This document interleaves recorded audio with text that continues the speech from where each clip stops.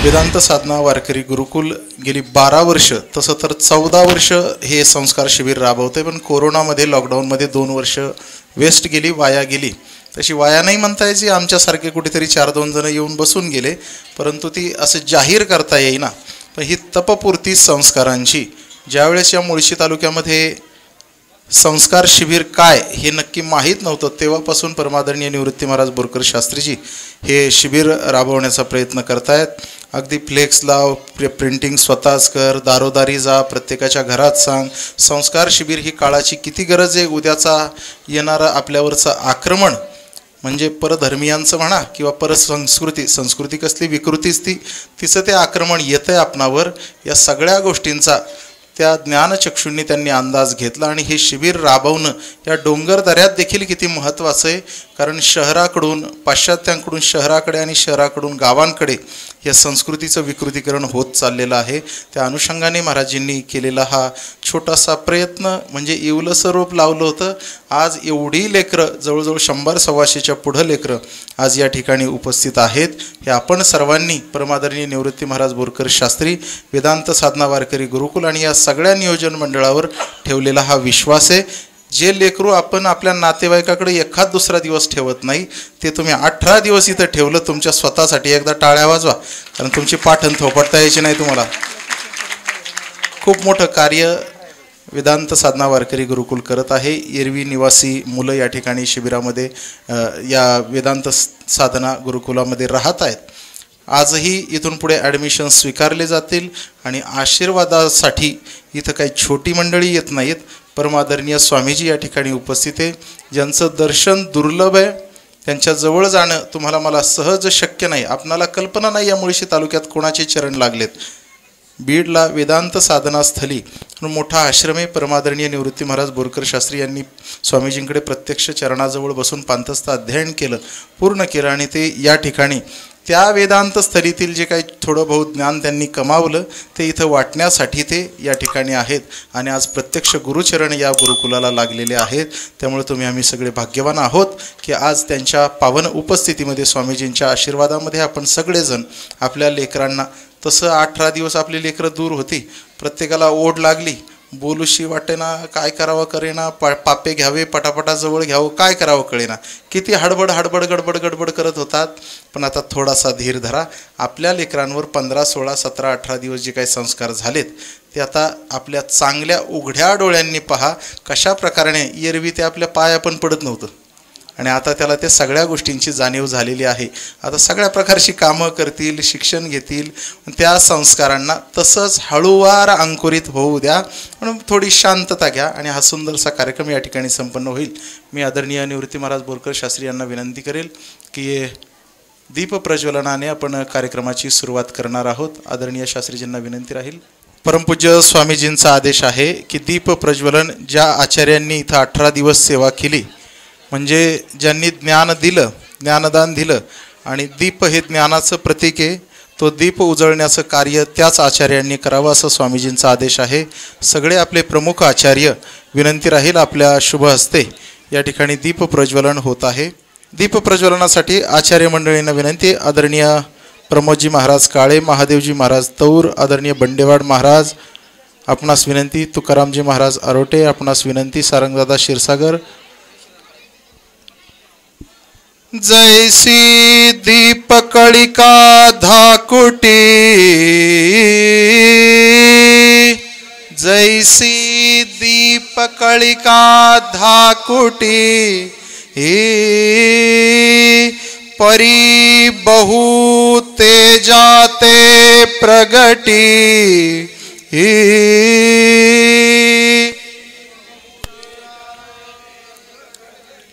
तैसी सद्बुद्धी थे कुटी म्हणो नये,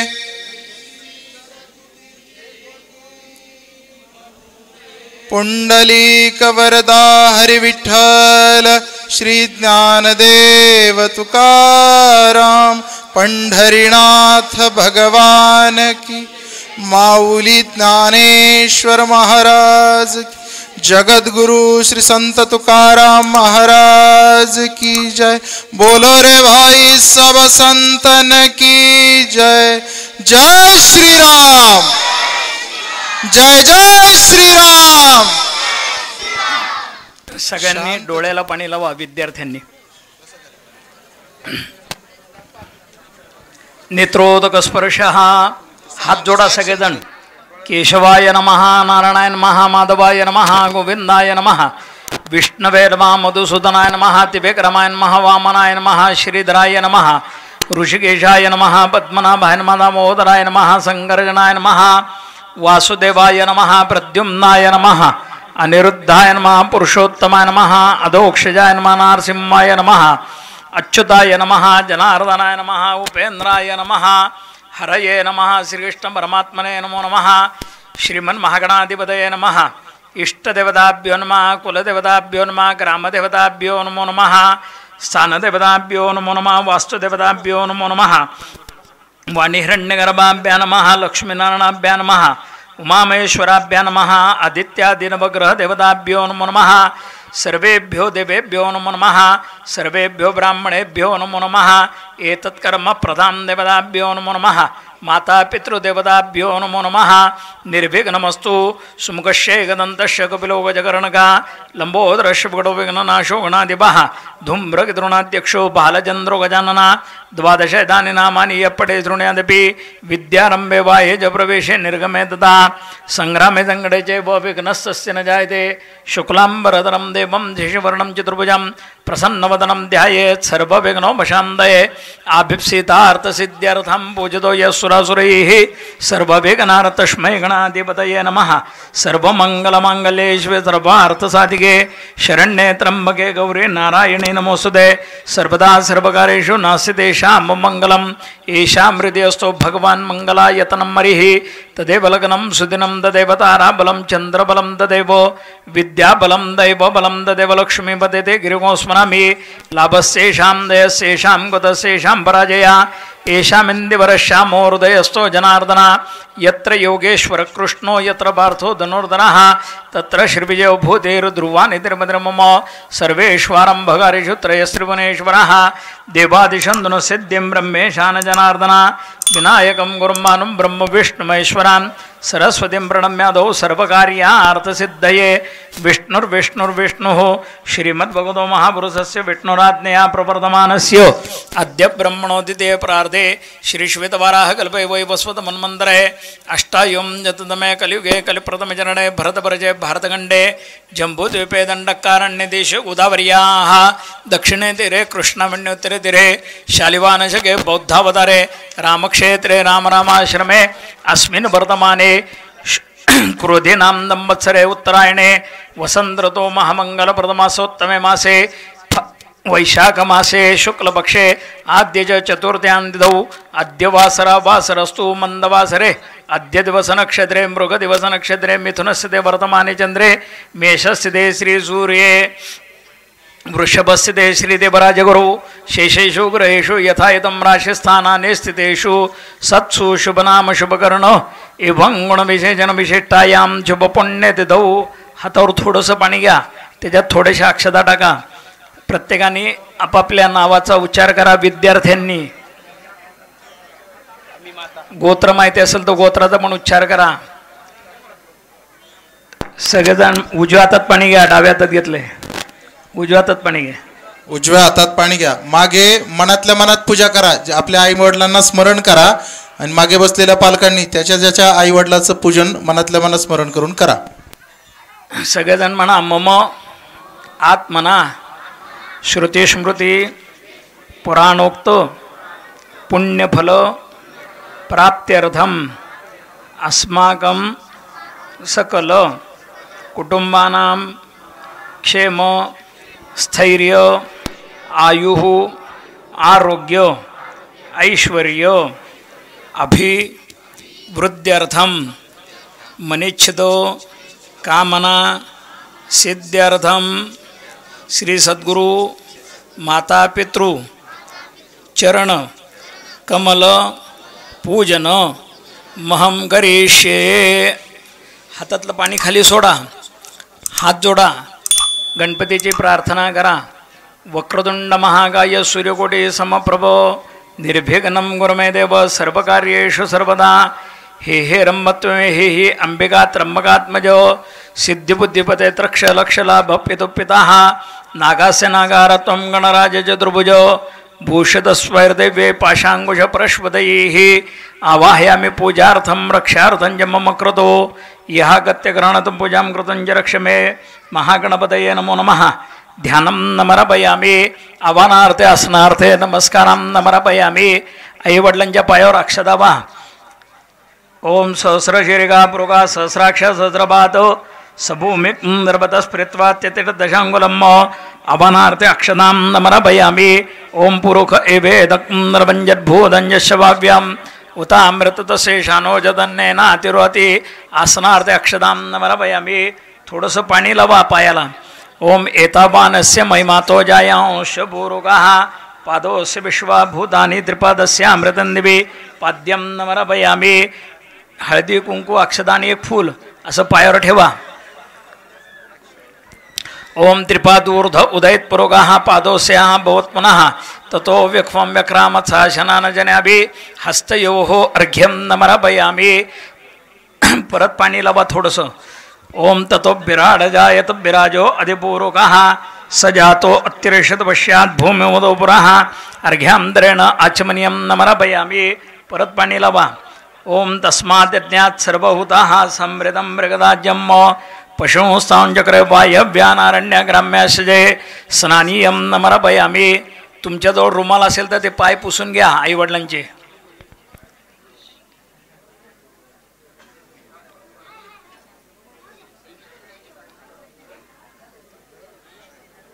ओम तस्मात् यज्ञात् सर्वभूतरिजः सामान्य यज्ञरे छंदाकुंसी यज्ञरे तस्माजतो तस्मादजायतो. परत अक्षदावा.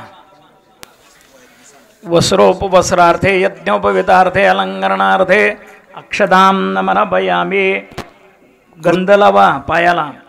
ओम तंजज्ञं मरिग प्रोक्षन् ब्रोखन् जातमग्रदः तेन देवा अयंत साध्यारिकयशजे. फुलं असतील तर वहा पायावर. ओम जत्पुरुखं व्यददुः कथिधाभ्यकल्पयन् मुखं किमस्यासीत् किन्माहु किमुरूपादा उच्यते. पुष्पं नमरपयामी. उद्बत्ती लावा. निरंजन ज्यांची लावली नसेल त्यांनी लावून घ्या.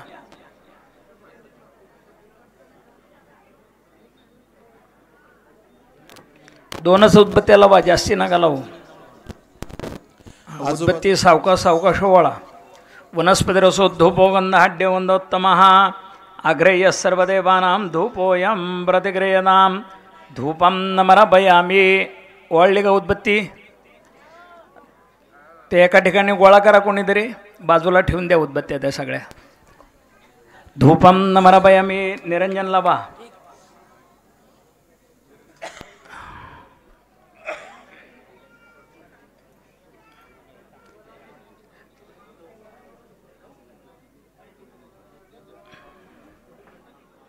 अगरबत्त्या एकत्र.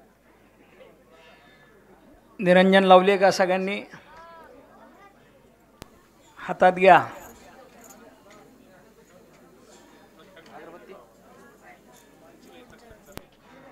निरंजन ओळा.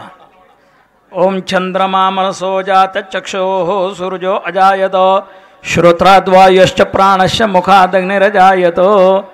दीपं दर्शयामी. ओळण झाली की तामणं ठेवा. ज्यांच्या ताटात पेढे खडी साखर असेल ते आईवडिलांच्या जवळ द्या. आईवडिलांनी ते प्राशन करा. ओम नाभ्या आसीदंतरिक्षं शीर्ष्णो देवो समवर्तत पद्भ्यां भूमिर्दिशः श्रोत्रा तथा लोकां अकल्पयन्. ओम सत्यंवर्धेन परिषञ्जामि. ओम प्राणाय स्वाहा अपानाय स्वाहा व्यानाय स्वाहा उदानाय स्वाहा समानाय स्वाहा. ब्रह्मणे नमो नमः. मध्ये पानीयं नमरपयामी. पुनर्नैवेद्यं नमरपयामी. उत्तरापोषणं नमरपयामी. हस्तप्रक्षालनं मुखप्रक्षालनं नमरपयामी. आईच्या हातावर पाणी द्या थोडंसं. वडिलांच्या पण द्या.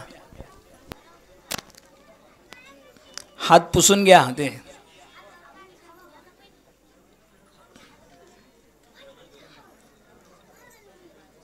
ते पुढं जे ठेवलेलं निरंजनीचं ताट आहे बाजूला ठेवा. पायावर डोकं टेकवा, गुडघ्यावर बसून. सांभाळून सावकाश. हा, निरंजनीचं ताट बाजूला ठेवा. ताट सांभाळून. पायावर डोकं टेकवा. आशीर्वाद घ्या त्यांच्या आई वडिलांचे. मुलांना आशीर्वाद द्या चांगल्यापैकी. हां, जागा कमी असेल तर हात जोडा नुसते. आपल्या पाल्यांना चांगला आशीर्वाद द्या. प्रार्थनापूर्वक नमस्कारां नमस्कारयामि. नमस्करोमि.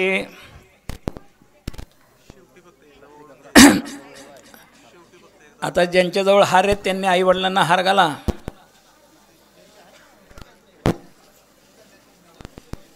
उभे राहून घाला.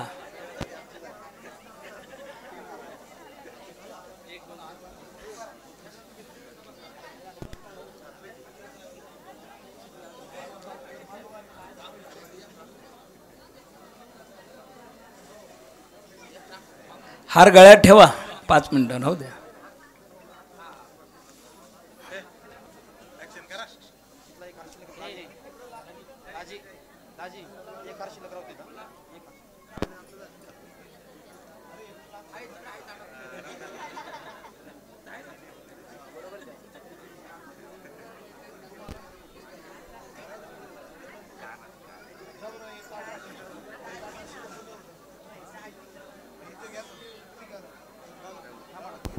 आवाज करू नका. सूचनेचं पालन करा. झाले का हार घालून सगळ्यांचे?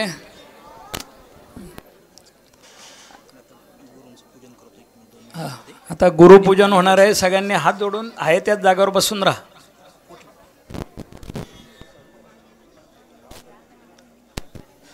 गुरुर्ब्रह्मा गुरुर्विष्णू गुरुर्देवो महेश्वरः गुरु साक्षात् परब्रह्म तस्मै श्री गुरवे नमः. ब्रह्मानंदं परमसुखदं केवलं ज्ञानमूर्तिं द्वन्द्वातीतं गगनसदृशं तत्त्वमस्यादिलक्ष्यम् एकं नित्यं विमलमजलं सर्वदि साक्षिभूतं भावातीतं त्रिगुणरहितं सद्गुरुं तन्नमामि.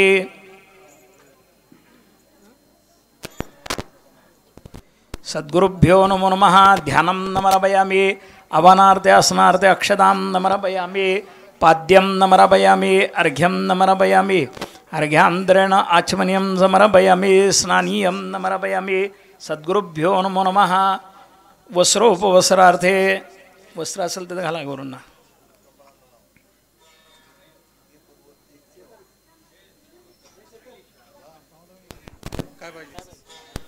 काय पाहिजे?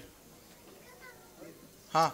ओम स्वस्ति न इंद्रो वृद्धश्रवाः स्वस्ति नः पूषा विश्ववेदाः स्वस्ति नस्तार्क्ष्यो अरिष्टनेमिः स्वस्ति नो बृहस्पतिर्ददातु.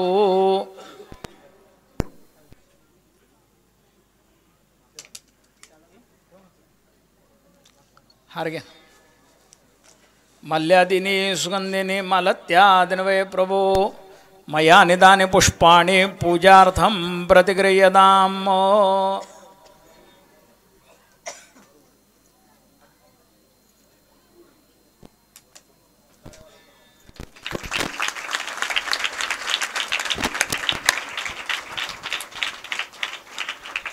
पुंडलिक वरदा हरि विठ्ठल श्री ज्ञानदेव तुकाराम.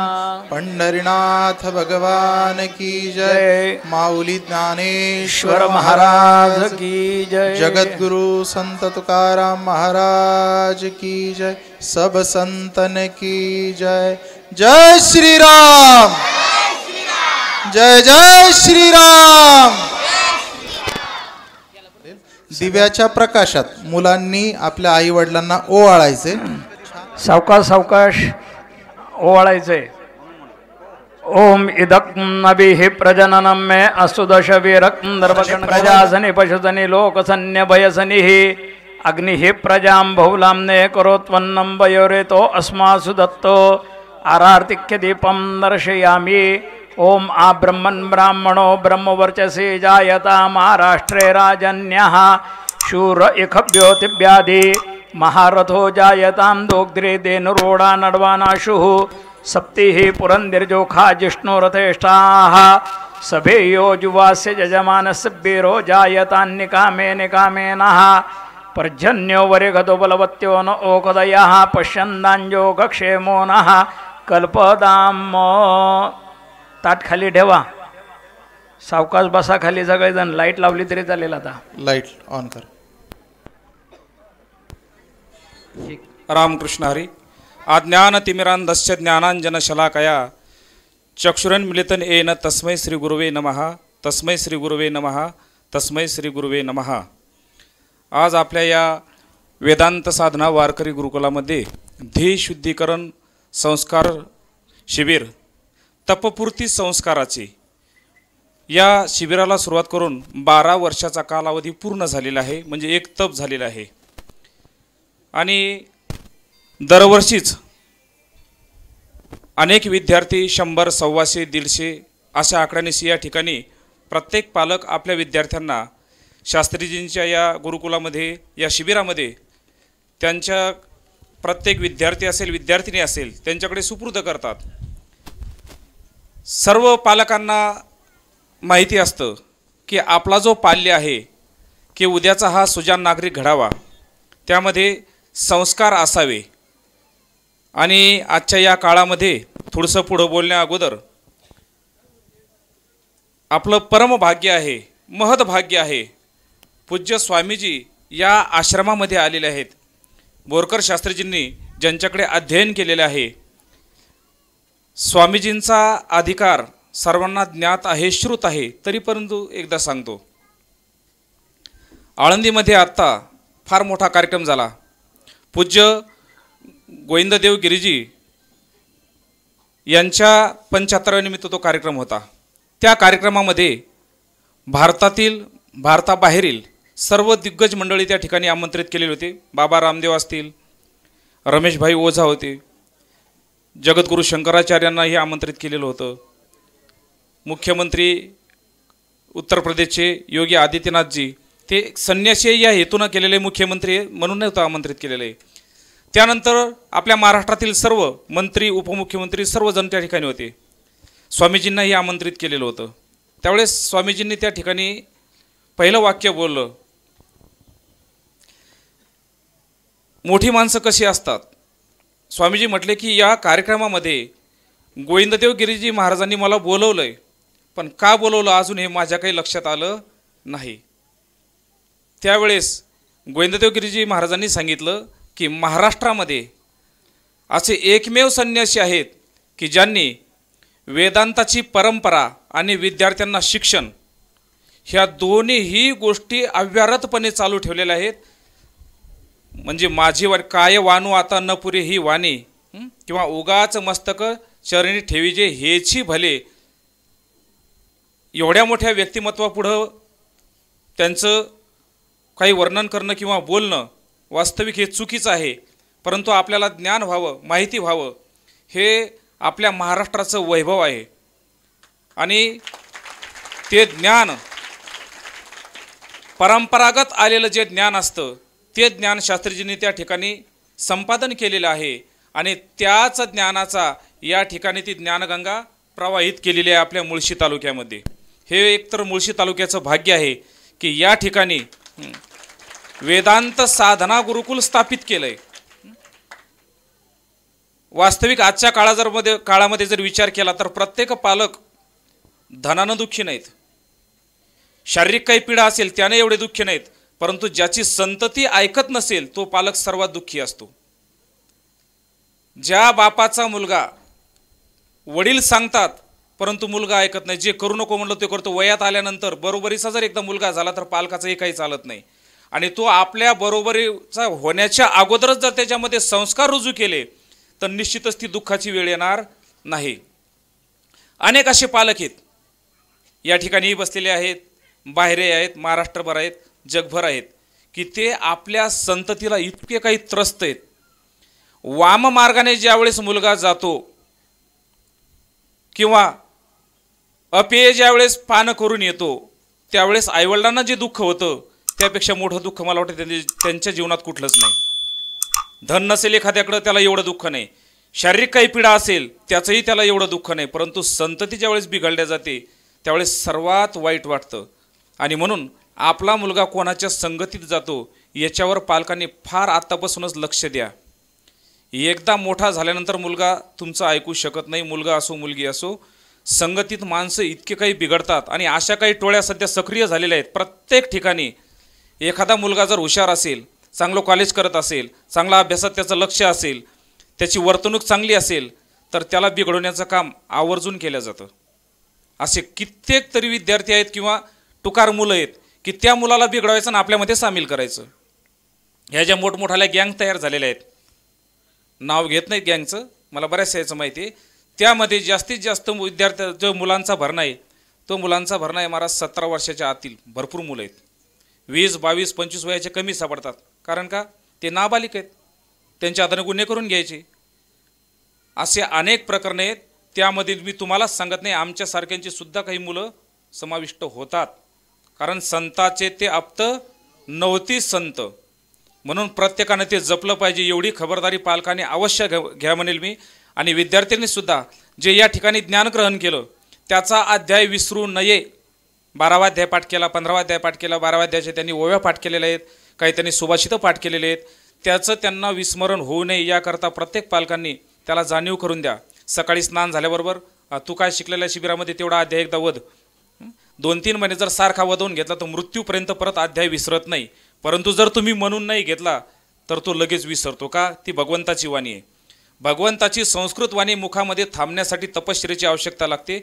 आता ती साधना उपासना शास्त्रीजींनी आतोनात प्रयत्न करून घेतली. विद्यार्थ्यांना घडवायचं म्हणजे एवढं सोपं काम नाही. 12ही महिने शास्त्रीजी सकाळी 4ला उठायचं, स्वतः अगोदर स्नान करायचं ना मग मुलांना उठवायचं, त्या मुलांचं स्नान करून घ्यायचं, योग साधना त्यांच्याकडून करून घ्यायची, स्वतः त्यांनी करून घेतलेले आहेत. 4-5 दिवस पतंजलीचे काही जे योग शिक्षक होते ते या ठिकाणी ते आमंत्रित केलेले होते, पण बाकी पूर्ण दिवस शास्त्रीजींनीच यांचा योगा करून घेतला, तो करून घ्यायचा. तदनंतर प्रार्थना घ्यायची, प्रार्थना झाल्याबरोबर लगेच पुढच्या पाठाची तयारी, पाठ झाला की लगेच नाश्ता, नाश्ता झाल्याबरोबर पुन्हा पाठ. बाहेरचे एवढे उपद्व्याप बघायचे. आश्रमाचा जो खर्च आहे आणि शिबिराचा जो खर्च आहे तो खर्च काही एवढा सामान्य खर्च नाही, भरपूर मोठ्या स्वरूपाचा खर्च आहे. कारण मी सांगितल्यापेक्षा तुम्ही विद्यार्थ्यांनाच विचारा, सुरुवातीपासून नाश्त्यापासून ते संध्याकाळच्या भोजनापर्यंत दररोज काही ना काही मिष्टान्न विद्यार्थ्यांना असायचं. बरोबर आहे का रे? शास्त्रीजी ज्यावेळेस कुठलं कार्य करतात त्यावेळेस ते खर्चाचा कधीच विचार करत नाहीत आणि लाभासाठी तर मुळीच करत नाहीत. आम्ही लहानपणापासून संस्थेत बरोबर असताना बघितलेलं आहे. खर्च किती होतो आणि कुठल्या स्वरूपाचा होतो त्यावर कधीही त्यांचं गणित नाही. ज्यावेळेस काही सामाजिक कार्य असतं त्यावेळेस ते म्हणतात महाराज या गोष्टीचा विचार करायचा नाही. अतिशय सुंदर सुग्रास भोजन या ठिकाणी असायचं आणि भोजन बनवणाऱ्याला सुद्धा ताकीद असायची की ज्यांच्या हातातून हा स्वयंपाक होतो श्रीराम जय राम श्रीराम जय राम हा त्यांनाही घोष करावा लागायचा. या हेतून तो स्वयंपाक बनवला जायचा. म्हणजे त्यामध्ये सुद्धा काय भगवंताचं नामच त्या अन्नामध्ये असायचं. आणि ते अन्न ग्रहण केल्यानंतर कांदा लसूण विवर्जित भोजन ते विद्यार्थ्यांमध्ये संस्कारित झालेले आहे. फक्त आता जे आज त्यांच्याकडे आलेलं आहे ते ज्ञान जतन करणं मात्र तुमचं काम आहे. कारण त्यांना काही एवढं घरी सवयी राहत नाहीत, पण किमान ते विसरू नये एवढी तरी प्रत्येकाने काळजी घ्यावी. ते संस्कार त्यांच्यामध्ये रुजू राहिल्यानंतर निश्चितच येणाऱ्या भावी काळामध्ये तो एक चांगला विद्यार्थी राहील. आणि जोपर्यंत अध्यात्म आहे तोपर्यंतच ही जग आहे. मी तर असं म्हणेल, ज्या दिवशी अध्यात्म टाळ विना वाजायचं ज्या दिवशी बंद होईल त्या दिवशी मला वाटतं नक्कीच प्रलय काळ येईल. हे तोपर्यंत जग राहील. हो, जग बुडेल असते. म्हणून त्याची गरज आहे, त्याला जतन केलं पाहिजे आणि ते सांभाळलं पाहिजे. या आश्रमासाठी शास्त्रीजींचे खूप काही कष्ट आहेत, शिबिरासाठी खूप काही त्यांचे कष्ट आहेत. ते दरवर्षी म्हणतात की महाराज मला वाटतं आता बस करावं. म्हणलं सामाजिक कार्य कधी बस करायचं नसतं. त्रास होतो ना महाराज, खूप त्रास होतो. एकट्याच माणसाला हे ॲडजस्ट करायचं, बाहेरचं करायचं, काय आता काय काय लागतं. एक घरामध्ये आपलं एक कुटुंब 2 लेकरं 2 नवरा बायको असले तर अख्खा महिनाभर माणूस बेजार असतो घरात आणू. पोरं सांगतात वय या ना, बायकोचा परत फोन येतो, बाहेर गेले येता येता ही वस्तू घेऊन येता ती वस्तू घेण्या, सरांचा फोन येतो शाळेतून आमकी फी भरा वह्या ना. जर एका महिन्यामध्ये आपण एवढं परेशान होतो तर इथं 100-150 लेकरं एकाच माणसाच्या जीवावर अवलंबून आहेत. तदनंतर आम्ही त्यांच्यावरच अवलंबून, जे आचार्य मंडळी बोलवलेली आहे एकाचं बघायचं नसतं, सगळ्यांचं बघावं लागतं, कोणाला काय लागतं कोणाला काय लागतं. प्रत्येकाच्या रूममध्ये जाऊन कुठल्या गोष्टीची कोणाला कमी आहे का ही संपूर्ण काळजी त्यांनी घेतलेली आहे. तदनंतर महाराजांचे आईवडील आप्पा, खूप वय आहे आप्पांचं, नानींचं सुद्धा, परंतु अव्यारत सेवा या ठिकाणी त्यांची चालूच असते सकाळपासून ते संध्याकाळपर्यंत. नानीचं वय मला वाटतं आता किती असेल, 85 वय आहे. 85 वयामध्ये हां भाऊनी सांगितलं बा, हां 65 65 वय आहे. पण भाऊनी त्यांचं सांगितलं का? हां, एवढं वय असताना सुद्धा या वयामध्ये महिला गेल्यानंतर शक्यतो त्यांना जागचं उठायला सुद्धा जड होतं. गुडघ्याचा त्रास, पाठीचा त्रास. नानी जवळजवळ 150 मुलांचा स्वयंपाक आजही करण्याची क्षमता ठेवतात. रोज भोजन पळतच राहतात दिवसभर. चहा देणं, आम्हाला स्वयंपाक करणं. आम्ही उठून ज्यावेळेस चहा घ्यायला तिथं जातो त्याच्या अगोदर आमच्या नावाचं भोजन नानीनं तयार केलेलं असतं. इतके अफाट कष्ट, आणि त्यामुळं शरीराने ईश्वरांनी त्यांना असं जे आयुष्य दिलेलं आहे शेवटपर्यंत त्यांची अशीच प्रकृती राहावी एवढीच मी ज्ञानोबारायांनी प्रार्थना करेल. भाऊंचंही परिसरामध्ये घरातून शास्त्रीजींना आळंदीसारख्या ठिकाणी आणि स्वामीजींच्या आश्रमामध्ये दाखल करण्यामध्ये या संपूर्ण गुरुकुलाचं अधिष्ठान असणारे भाऊ आहेत. वारकरी संप्रदायामध्ये भाऊने आजीवन पूर्ण कार्य केलेलं आहे. दिंड्या आहेत त्याही ते चालवतात, आणि या वयापर्यंत कोणीतरी हे पुढं चालवणारा असावा, या परंपरेनं तो पुढं गेलेला असावा, आणि म्हणून ती परंपरा असावी, परंतु वरवरच्या ज्ञानाची ती परंपरा नसावी, हा त्यांचा शुद्ध हेतू मनामध्ये होता. म्हणून वेदांताचे धडे त्यांनी प्राप्त करावे ह्या हेतूने त्यांनी स्वामीजीकडे त्यांना सुपूर्द केलं. आणि ते पूर्ण अभ्यास शास्त्रींनी सुद्धा कुठेही कमी न पडता पूर्ण नियमाचं पालन करून त्यांनी काय केलं, पूर्ण अभ्यास केलेला आहे आणि एक व्रत सांभाळलेलं आहे. महाराज, इतकं सोपं नाही आजच्या कलियुगामध्ये. शास्त्रीजींनी भीष्म प्रतिज्ञा केलेली आहे, आजीवन काय ब्रह्मचर्य व्रताचं पालन करल, त्यासाठी महाराज नक्कीच टाळ्या झाल्या पाहिजे.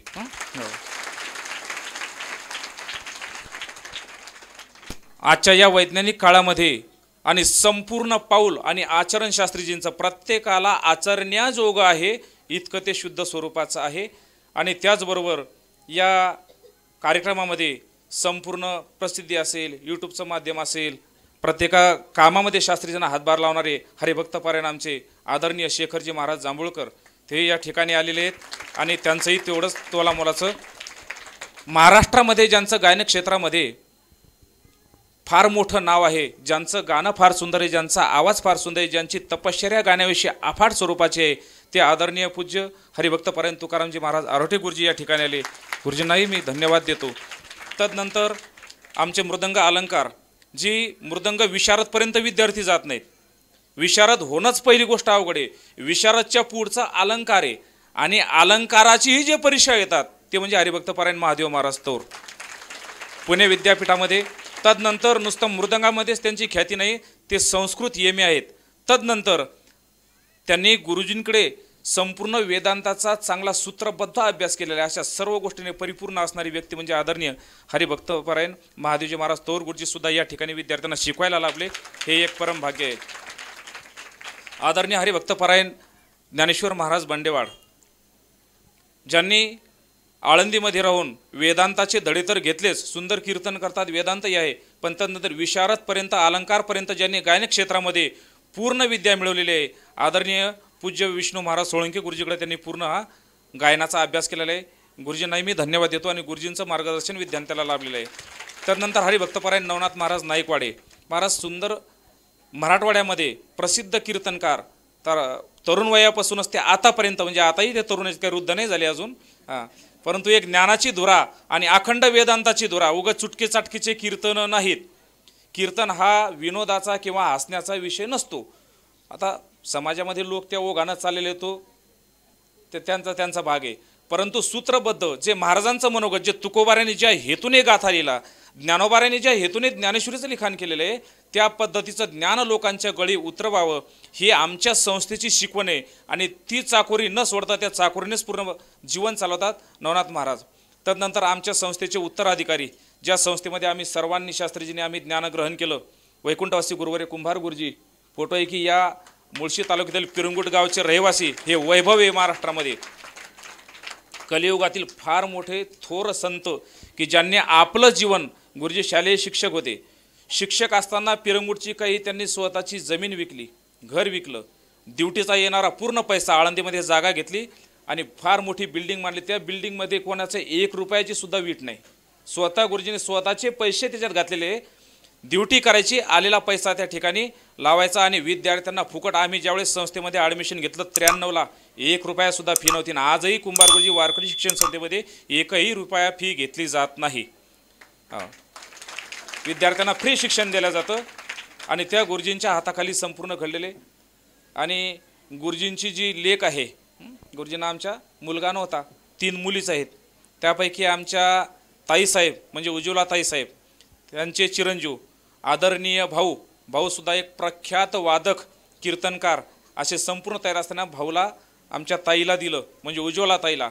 आणि त्या दोघांपासून तयार झालेले आमचे हे आदरणीय हरिभक्त परायण सारंगजी महाराज क्षीरसागर, मृदंगामध्ये महाराज अतिशय तालवाद्यामध्ये ज्यांची लयबद्ध जे वादन म्हणतात. सारंग महाराजांचा एक विशेष गुणधर्म आहे, वादक अनेक असतात पण कोणाला लयचं वाजवणं फार जड जातं. लय वाजवणं एवढं सोपं नाही, पण कधीच लय ज्यांची कमी जास्त होत नाही. आणि ज्या घरामध्येच पारंपरिक ज्ञान. आणि सारंग महाराजसुद्धा पूज्य स्वामीजीकडे भाऊंनी ठेवले होते.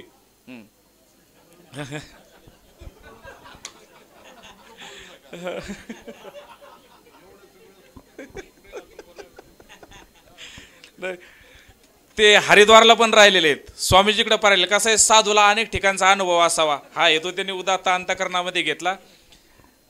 पण विशेष आहे, स्वामीजीच्या आश्रमात तुम्हाला राहायला काही दिवस काही तुम्ही राहिले तेवढं सोपं नाही. एका साधूच्या चरणाचा स्पर्श व्हायला सुद्धा परम भाग्य लागतं, तिथं राहायला मिळालं. आणि आता ते संपूर्ण वेदांताचे धडे आज संस्थेमध्ये आता अमृत अनुभव पाठ चालू आहे कंटिन्यू.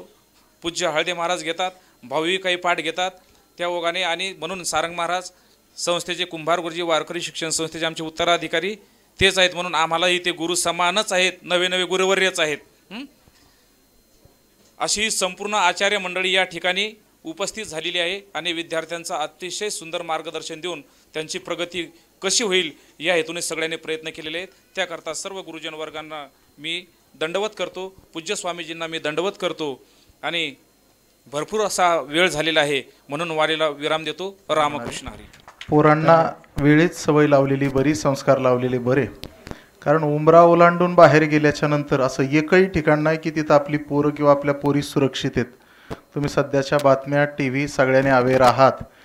किमान आपण आपली मुलं निर्माण केली आहेत ना, तर त्यांच्या संगोपनाच्या संबंधाने आपण थोडं तीव्रतेने जागृत असणं गरजेचं आहे.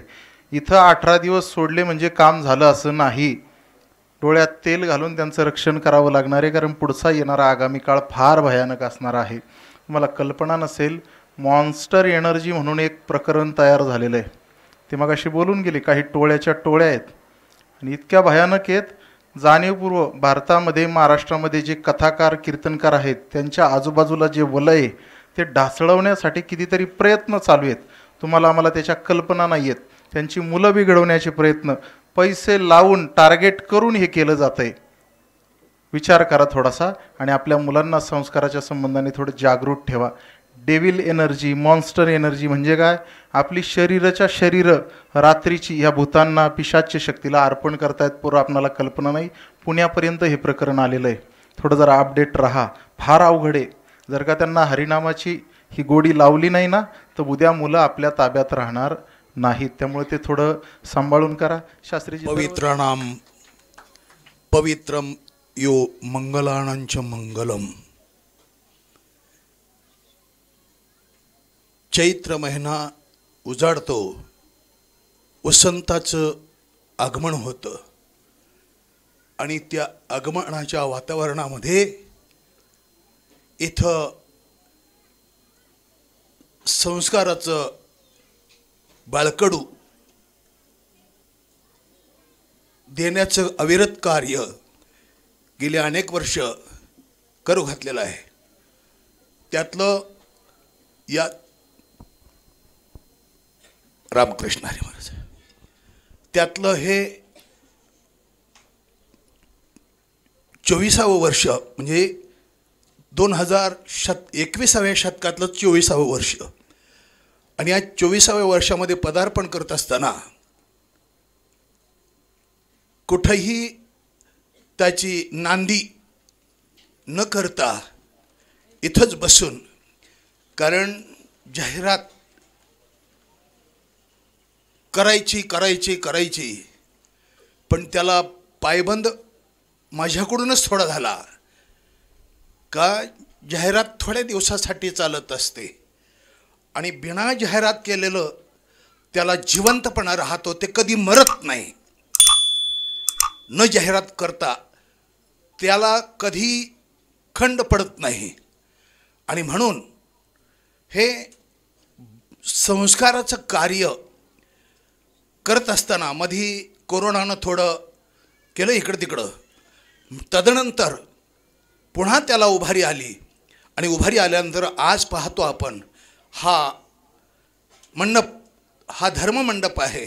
या मंडपामध्ये तुम्ही सारे पालक आणि तुमची पाल्य अर्थात लेकरं, ते पाल्य आणि पालक मायबाप, तुम्ही मायबाप आणि तुमची लेकरं आज तुमच्या पुढ्यात उभी राहून तुमच्या पदस्पर्शानं तुमच्या पायाचं पूजन करून तुमच्या गळ्यामध्ये आज त्यांनी ही फुलाची माळा टाकलेली आहे. या माळेला काय म्हणतात?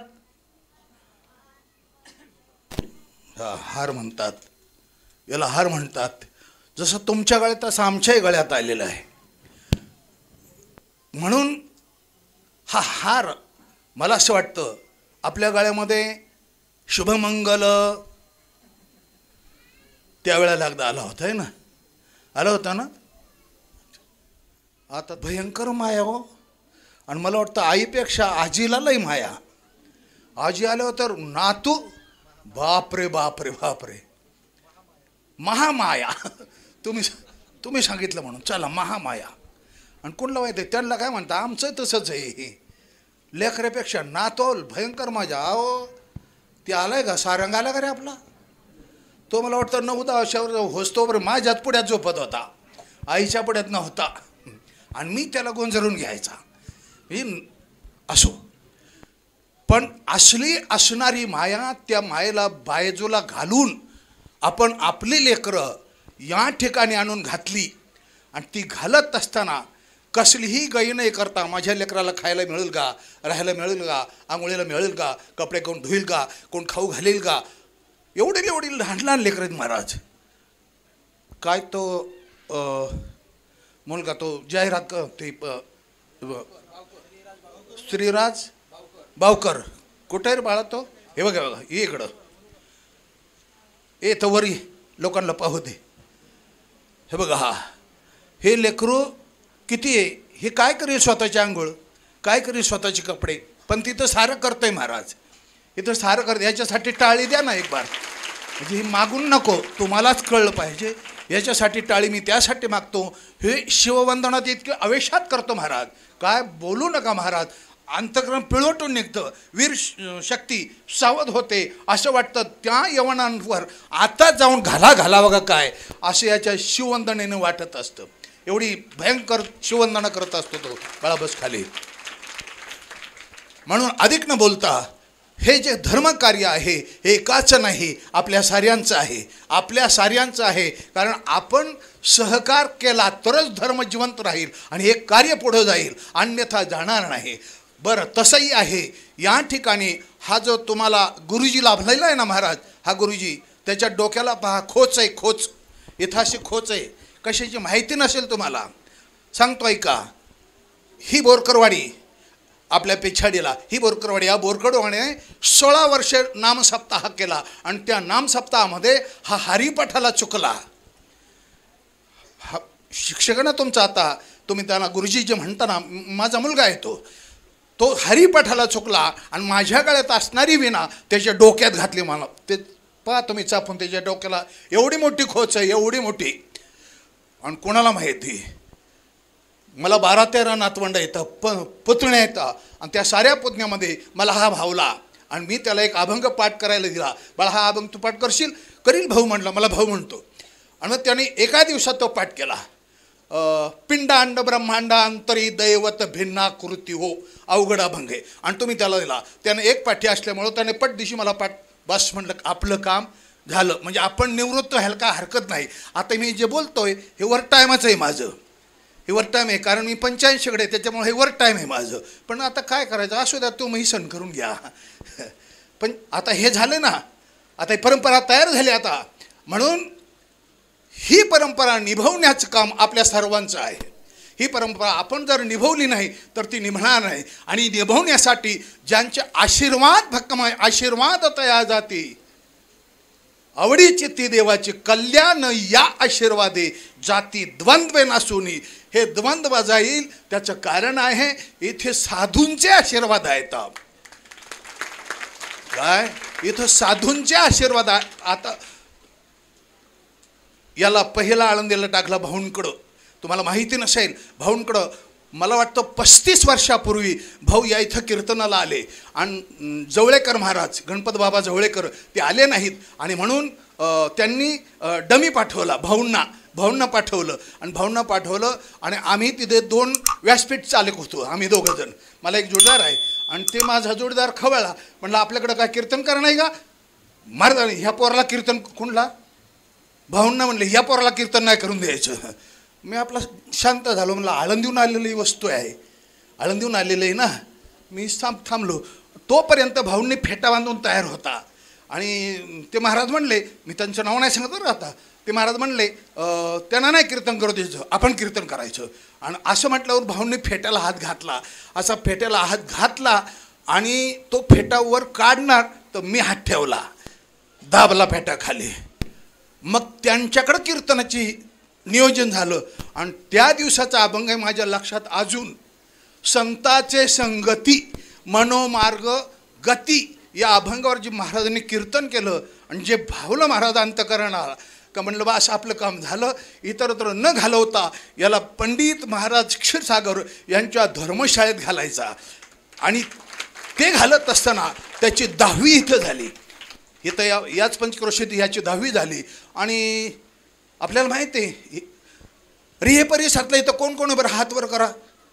रिहे रिहे 1 2 3 4 अजून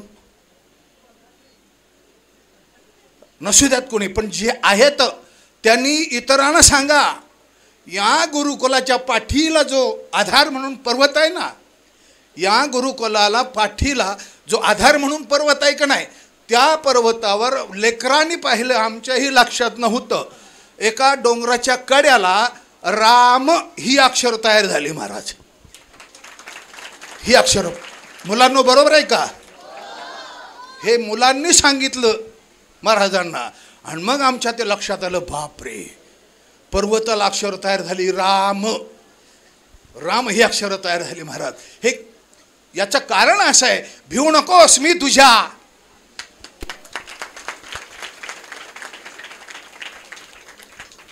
तो पर्वत सांगतोय, मग डोंगरासारखी माणसं असणारी तुम्ही, पर्वतासारखी असणारे तुम्ही सारे संत मायबाप, आणि तुम्हाला मला आपण सर्वांना आशीर्वाद देण्यासाठी एक भगवान परमात्मा आशीर्वादानं या ठिकाणी भगवत स्वरूप असणारे स्वामीजी महाराज तुम्हाला मला आशीर्वाद देण्यासाठी या ठिकाणी उपस्थित आहेत. मला बोलता येण्यासारखं भरपूर आहे. मी अजिबात जास्त बोलत नाही, तरी जास्त बोलत गेलो. पण असो, म्हणून सर्वांसाठी दिलगिरी व्यक्त करू का? दिलगिरी व्यक्त करतो रिहे परिसरातील लोकांसाठी. कारण आहे जे जिथं पिकतं, जाऊ द्या पुढचं आहे तर मला माहिती आहे. म्हणून हे विठ्ठल नामाची शाळा आहे. या शाळेमध्ये तुम्ही आलात तरच आणि तरच आपणाला सेवा भाव भक्ती हे सारं नीती अनीती धर्म ह्या साऱ्या गोष्टी तुम्हाला कळतील. असो, म्हणून अधिक न बोलता भगवंताकडे फेक्यात करील. हे भगवान, तू करतो आणि करतो, करशील तरी नव्हे काही. राईचा डोंगर, राईचे डोंगराची राई करण्याची क्षमता तुमच्यात आहे.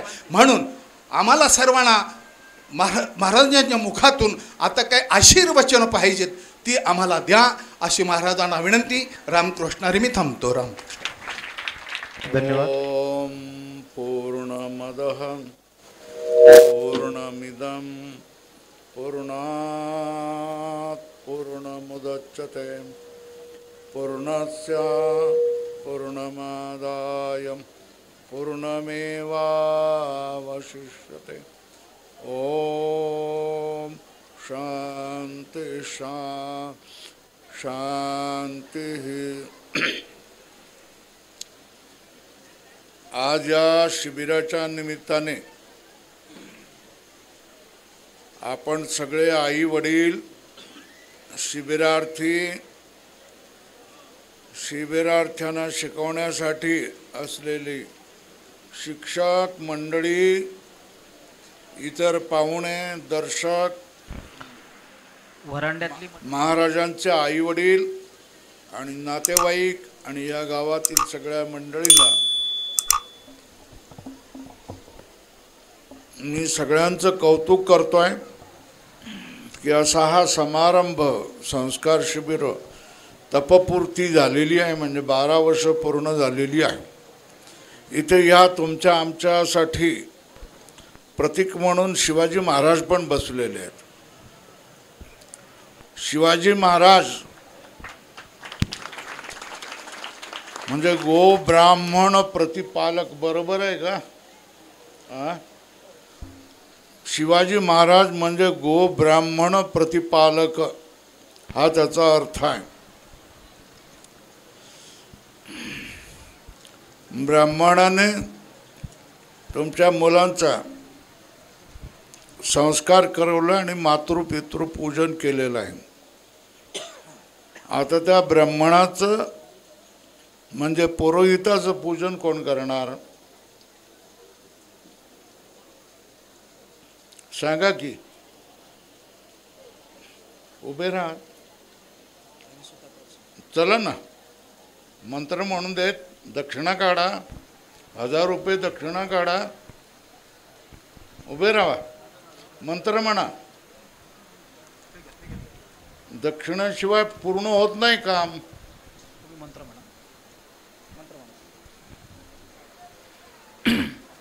हे पण एक संस्कार आहे ना।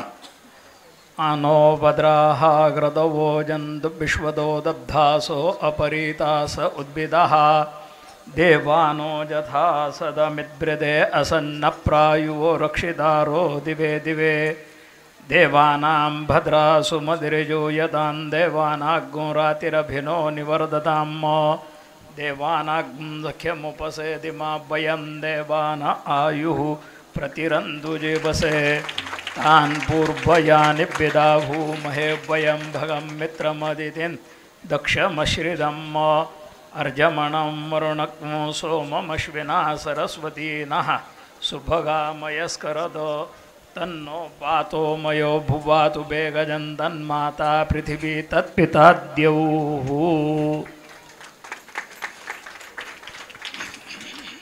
हे मला यासाठी करावं लागलंय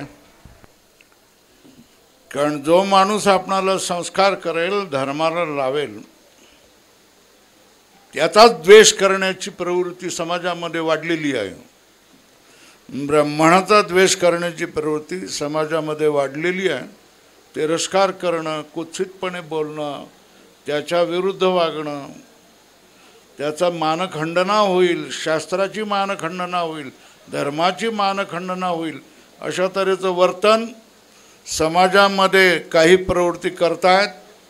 आणि जर तुम्ही आपल्या मुलावर संस्कार करणार असाल तर जो संस्कार करताय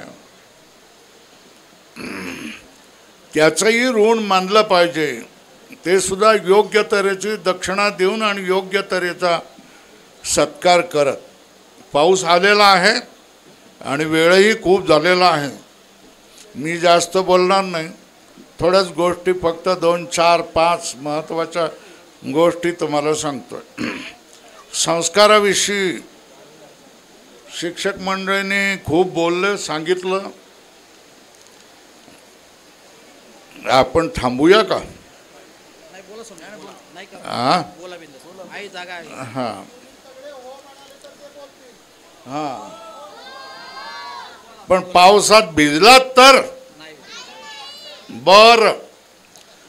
आता बघा, संस्कार तर निवृत्ती महाराजांनी केलेल्या आहेत आणि 12 वर्षापासून करतायत आणि 12 वर्ष केलं आहे म्हणून हा तपपूर्ती समारंभ त्यांनी आरंभ केलेला आहे. माझं म्हणणं आहे तपपूर्ती झालं म्हणजे संपलं असं होऊ नये, हे कायम चालू ठेवावं. आयुष्याचा शेवटला श्वास असेपर्यंत हे कार्य चालू ठेवावं आणि हे कार्य निवृत्ती महाराजच करू शकतात. दुसऱ्या पोराबाळावाल्याचं काम नाही ते. जो ब्रह्मचारी राहील ना तोच पुरुषार्थ करेल, मोक्षाला देखील तोच प्राप्त होईल आणि समाजामध्ये सुद्धा जो धर्मकार्य करेल तो तोच करेल. बाकीचे सगळे सहाय्यक म्हणून राहतील पण महत्त्व त्याचं असतं.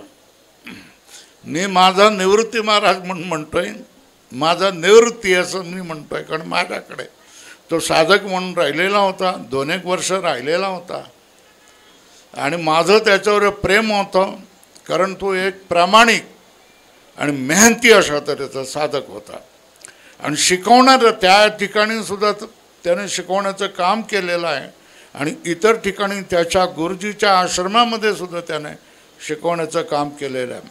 सांगण्याच्या गोष्टी मला सांगायच्या आहे. संस्काराविषयी सगळ्या जणांनी आदरणीय लोकांनी खूप गोष्टी सांगितलेल्या आहेत. आता मुलावर इथपर्यंत आम्ही आणलं तर पुढे तुमचं काम आहे ना. आता मी विचारतो तुम्हाला आयांना,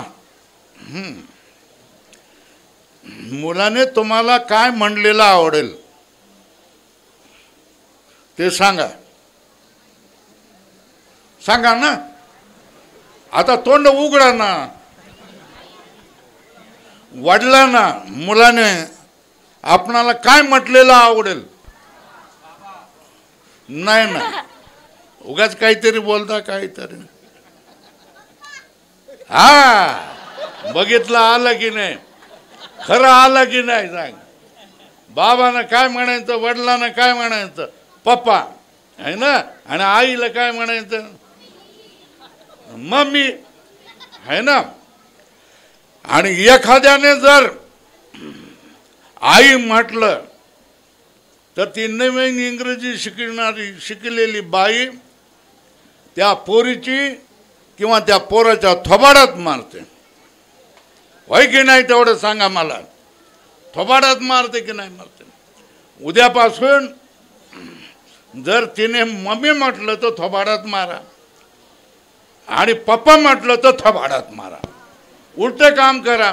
नाही तर आम्ही इथे संस्कार करायचे आणि तुम्ही मम्मी आणि पप्पा म्हणाल. अरे जी आई आईला आई म्हणून पोराला शिकवत नाही ती आई आहे का कोण आहे? ती अवदसा आहे. आणि जो बाप आपल्या मुलाला लहानपणापासून बाबा म्हण असं शिकवत नाही तो बाप कसा खवीस आहे. तो खवीस आहे. तो काय संस्काराचा उपयोग? तुम्ही जर आपल्या मुलांना काकाला काय म्हणायचं, काकाला काय म्हणायचं, अंकल झालं ना. काकीला काय म्हणायचं, आंटी. हे शिक्षण जर तुम्ही देणार असाल तुमच्या समाजामध्ये शाळेमध्ये शिक्षण देणार असाल तर मग या संस्काराचा काय कवडीचा सुद्धा उपयोग नाही. संस्कार करायचा असेल तर आई बापांनी संस्कारित असलं पाहिजे तर मुलं संस्कारित होते. और तुम्ही सकाळी जर एखादं पुस्तक घेऊन काकड्याचे 10 अभंग नुसते वाचलेत तर पोरगं वाचेल. संध्याकाळला हरिपाठ तुम्ही बसून म्हटलात तर पोरगं काय म्हणेल, हरिपाठ म्हणेल. तुम्ही भजनं थोडीफार शिकलात तर ते म्हणेल. भजन शिकण्यासाठी दुसरा कोणी लावण्याची गरज नाही आहे. तुम्ही ज्या तुमच्याकडे ते हे बावलं असतं ना मोबाईल, त्या मोबाईलामध्ये सगळं असतं ना. मग त्या मोबाईलामध्ये वाईट असतं ते घेता तुम्ही आणि चांगलं असतं ते घेत नाही. मोबाईलामध्ये कीर्तनं पण असतात का नाही असतात? असतात. मोबाईलामध्ये हरिपाठ असतो की नाही असतो? असतो. काकडा असतो की नाही असतो, असतो. भजनं असतो की नाही असतात, असतात. आता मला हे जर तुम्ही थोडंफार करत राहिला तर मुलं काय करतील, ती शिकत राहतील. आणि तुम्ही जर उलटं वर्तन, नास्तिकासारखं वर्तन करत असाल तर मुलं देखील काय करणार, डबल शहराला सवाशर नास्तिक होऊन जातील. तुम्ही तुमच्या आई वडिलांच्या पाया पडलात का, विचारतो मी तुम्हाला. तुम्ही तुमच्या आई वडिलांच्या पाया पडता का? तुम्ही तुमच्या सासू सासऱ्याच्या पाया पडता का? नसाल तर मग तुम्हाला तुमच्या मुलांना सांगण्याचा काय अधिकार आहे, सांगा मला. अहो तुम्ही स्वतः करून दाखवा, मग मुलं करतील. मुलं ऐकत नाही हे सांगू नका. मुलं शहाणी असतात, जर तुमचं ऐकत नाही. आमची कसं काय ऐकतात, तुम्ही जन्म दिलेला आहे, त्यांचं ऐकत नाही. पण आम्ही जन्म दिलेला नाही, तुमच्या मुलांना सांभाळलं तर ते आमचं कसं काय ऐकतात. तर आमच्यामध्ये काहीतरी ताकद आहे ना, मग ती ताकद तुमच्यामध्ये सुद्धा असू शकते. तुमच्यामध्ये जर तुम्ही जर पुंडलिकासारखे तुमच्या आई वडिलांची सेवा करा तर ती पोरं तुमची सेवा करतील. संस्कार कसे आकाशातून पडत नाहीत, कृतीने तुम्हाला दाखवून द्यावे लागतात. आता ही शिक्षक मंडळी आली, माझं कौतुक केलं आहे ना, हे असे आहेत आणि ते तसे आहेत. महाराज पाया पडून हात जोडून तुम्हाला सांगतो, तुमच्याजवळ 100 लोक आली असतील तर त्याच्यामध्ये 1-2 तरी माझ्याकडे पाठवा ना. काय वेदांत शिकण्यासाठी 1-2 तरी माझ्या वाट्याला येऊ द्यात ना. काय तुमच्याकडे 100 मुलं आली तर त्याच्यामध्ये 1-2 तरी माझ्या वाट्याला येऊ देत ना. मी निवृत्ती बुवासारखं तयार करून देत समाजामध्ये, समाजाला अर्पण करतो. माझ्या त्या ठिकाणी 100 लोकांसाठी सगळी सोय आहे, फुकट आहे. मी फी घेत नाही, मी पैसे घेत नाही आणि 3 वेळेला जेवण देतोय. आणि महाराज तुम्हाला सांगून देतो माझी आणखी ओळख, मी मी फाटका माणूस आहे, शिवाचा भक्त आहे, गैरिक वस्त्र आहे माझं, ज्ञानम संन्यास लक्षण मी करतोय. पण मी संकल्प घेतलेला आहे 10 वारकरी शिक्षण संस्था निर्माण केल्याशिवाय मी मरणार नाही. हा संकल्प घेतलेला आहे. त्याच्यापैकी 5 वारकरी शिक्षण संस्था तयार झालेल्या आहेत, काम करायला लागलेल्या आहेत. आता मी तुम्हाला विचारतो की तुम्ही किती संस्था करणार आहेत. मी 10 घेतलेत, तुम्ही किती करणार आहेत. एक तरी करू शकता का नाही करू शकता, एक तरी करू शकता ना. हा बरं, एक तरी संस्था तुम्ही सुरू केल्यानंतर फी किती घेणार आहेत सांगा बरं. संस्थेमध्ये आहे ना, अध्यापकाला पगार नाही आणि शिक्षकाला फी नाही. अशा तऱ्हेने कुठल्याही संस्थेमध्ये तुम्ही शिकला असाल, फुकट शिकलात, फुकट तुम्ही काय करणार, माधुकरीवर जगलात, धर्मशाळेमध्ये राहिलात, म्हणजे निवास फुकट, शिक्षण फुकट, सगळं फुकट ना. आणि हे सगळं फुकट असल्यानंतर आता तुम्ही 5-6 वर्ष 10 वर्ष तरी एखाद्या संस्थेला फुकट तयार शिकवा ना, 100-1 मुलांना फुकट शिकवा ना. असं माझं सगळ्या वारकऱ्यांना, सगळ्या कीर्तनकारांना मला हात जोडून विनंती आहे, बाकीच्या बाता करू नका. संस्कार करायचा असेल, समाज सुधारायचा असेल तर पहिली पायरी आहे या मुलावर संस्कार करण्यासाठी वारकरी शिक्षण संस्था निर्माण झाल्या पाहिजेत आणि त्या आम्ही उभ्या केल्या पाहिजेत. आणि मी तुम्हाला सांगतो वारकरी शिक्षण संस्था चालवायची कशी, चालवायची कशी. अहो तुम्ही माधुकरी मागून शिकलात ना, मग आपली पोरंही माधुकरी मागून शिकतील ना. आम्ही 20 वर्षापूर्वी, तुमची तपापूर्ती झालेली आहे, 20 वर्ष म्हणजे कसली पूर्ती बघा, विचार करा तुम्ही. माहीत नाही मला, पण आम्ही काय 20 वर्षाची पूर्ती केली नाही आहे ना. 20 वर्ष मला झाली आहे. 20 वर्षामध्ये मला 1000 माणसं रोजचे 3 जेवण देतात. किती, सकाळला 1 जेवण, दुपारला 1 जेवण, संध्याकाळला 1 जेवण, 3 जेवण देतात. आणि या 3 जेवणावर आम्ही 30 साधक वेदांतांचे केले होते. आता त्याच्यामध्ये आम्ही 100 विद्यार्थ्यांना ठेवले, शाळेत जातील शिकतील आणि धर्माचं कार्य पण करून घेतील. 130 माणसांना ही माणसं काय करतात, आम्हाला खाऊ पिऊ घालतात, 1 पैसा फी आम्ही घेत नाही, पण आम्हाला काहीच देवानं काहीच कमी दिलेलं नाही. आम्ही त्यांचं पोरांना घरातल्या आईवडिलांसारखं खाऊ पिऊ घालतो, दुखली झालं डॉक्टरांकडे घेऊन जातो, त्यांच्या औषधाचा खर्च करतो आणि काही मागत नाही. मुलांकडून आईवडिलांनी दिलं तर ठीक आहे, पावती फाडतो. मग हे तुम्हाला जमणार नाही का?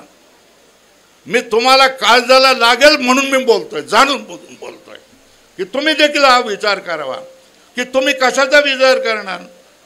तुम्ही जर लग्न केलं नसेल तर मी तुमच्या पाया पडतो, पण लग्न जर केलेलं असेल तर बाकीचा सगळा व्यवसाय कीर्तन बिर्तन कशासाठी?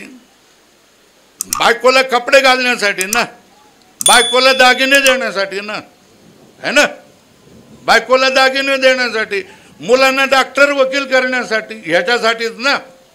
मग काय तुम्ही पराक्रम करणार आहेत? तुमची गिनती होणार नाही आहे, गणती होणार नाही आहे. गणती त्याचीच होणार आहे जो पुरुषार्थ करेल, त्याचीच गणती होणार आहे. बाकीचे सगळे बिनगणतीशिवाय जाणार आहेत, पोराबाळामध्ये खपून जाणार आहेत. शिक्षण जर तुम्हाला सगळं फुकट मिळालेलं आहे, परमार्थामध्ये तुम्हाला फुकट गेलेलं आहे, तर तुम्ही तुमचं जीवन परमार्थाला समर्पण करा ना, माझं म्हणणं आहे. तुम्ही म्हणाल स्वामीजी सगळेच नाही करू शकत, आहे ना. अहो, प्रत्येक आईबापाचा मुलगा हा लाडकाच असतो की नाही सांगा? मी पण माझ्या आईबापाचा लाडकाच होतो की नाही? पण तुमचा विवेक, तुमचा माझा विवेक कुठे आहे? आपला स्वतःचा विवेक. मी माझं परमार्थासाठी झोकून देणार, मी माझं परमार्थासाठी समर्पण करणार, मी देवाच्या प्रजाला वाहून घेणार, असं तुम्ही 10-10 वर्ष 5-5 वर्ष संस्थेमध्ये राहिल्यानंतर होणार नसेल तर काही उपयोग नाही याचा. तेव्हा स्वतःपासून सगळ्याजण, आईबापांनी स्वतःपासून सुरुवात केलं पाहिजे, शिक्षकांनी स्वतःपासून सुरुवात केलं पाहिजे, साधू संतांनी स्वतःपासून सुरुवात केलं पाहिजे. आता तुम्ही मला सांगा, इथे सांगणारे मंडळी वापरले महाराज का हो? इंग्रजी शब्द किती वापरले? ट्रीट करणं. हे ट्रीट म्हणजे काय सांगा? ट्रीट म्हणजे काय सांगा? आम्हाला इंग्रजी शब्द वापरण्याची इतकी सवय झालेली आहे, आपण त्या इंग्रजीचं महत्त्व स्वतः इतकं वाढवतोय की मुलं देखील, मुलाचे आईबाप देखील इंग्रजीवर प्रधान ठेवणार आहे. तुम्ही इंग्रजी परकीय भाषा केली तर परकीय संस्कृती तुमच्या बोडक्यावर बसल्याशिवाय राहणार नाही. आणि आपली भाषा, शुद्ध भाषा जर तुम्ही बोलणार नसाल, शिकवणार नसाल, तिथे इंग्रजी शब्दाचा प्रचूर मात्रेने प्रयोग करणार असेल तर मराठी भाषा वाढणार कशी? ते तुम्ही तरी मला सांगा ना, कोणीतरी मला समजावून सांगा ना. इंग्रजीचं मोठेपण मला मी सांगतोय, कुठल्याही कीर्तनकाराने कुठला अभिमान केला पाहिजे. माझा पणजोबा कीर्तनकार होता, बरोबर आहे. माझा आजा पण कीर्तनकार होता, माझे वडील कीर्तनकार होते, माझा मुलगा कीर्तनकार आहे, माझा नातू कीर्तनकार आहे. असा अभिमान केला पाहिजे ना? का कीर्तनकाराने कुठला अभिमान केला पाहिजे? माझा एक नाही 2 मुलगे डॉक्टर आहेत आणि 3री मुलगी इंजिनियर आहे. हा अभिमान करण्याची गोष्ट आहे का मला सांगा? माझं बोलणं नाही आवडणार तुम्हाला महाराज, मला तुम्ही बोलवणारही नाही, बोलवूही नका. मी बोलवण्यासाठी आलेलो नाही आणि मी जो काही झालेला आहे तो काही तुम्ही मला मान्यता द्यावी, सत्कार करावा याच्यासाठी आलेलं नाही. समाजामध्ये ज्या गोष्टी दिसतात त्याच्यावर मी बोलतो आणि ते बोलणं आवडत नाही.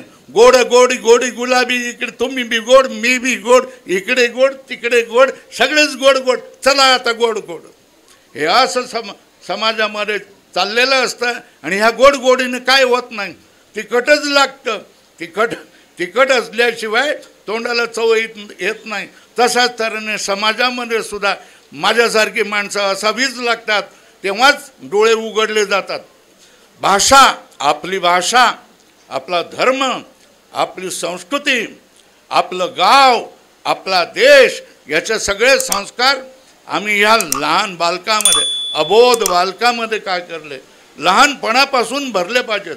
आणि ते जर भरणार नसू तर देशाची वाट लागेल, देवाची वाट लागेल, संप्रदायाची वाट लागेल, धर्माची वाट लागेल आणि अराजक वाढल्याशिवाय राहणार नाही. तेव्हा हे अशा तऱ्हेचे संस्कार शिबिर सगळ्या जणांनी तुम्ही घ्या, आपापल्या ठिकाणी सगळ्या जणांनी घ्या. याच्यासाठी जेवढा जमेल तेवढा खर्च करा. फार मोठा खर्च करण्याची सुद्धा गरज नसते.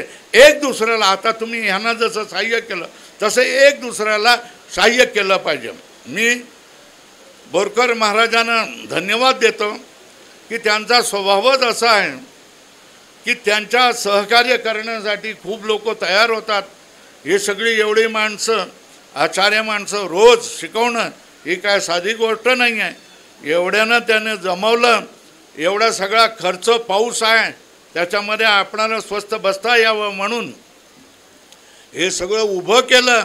हा मंडप सुंदर उभा केला आणि एवढे सगळं देखणा समारंभ उभा केला.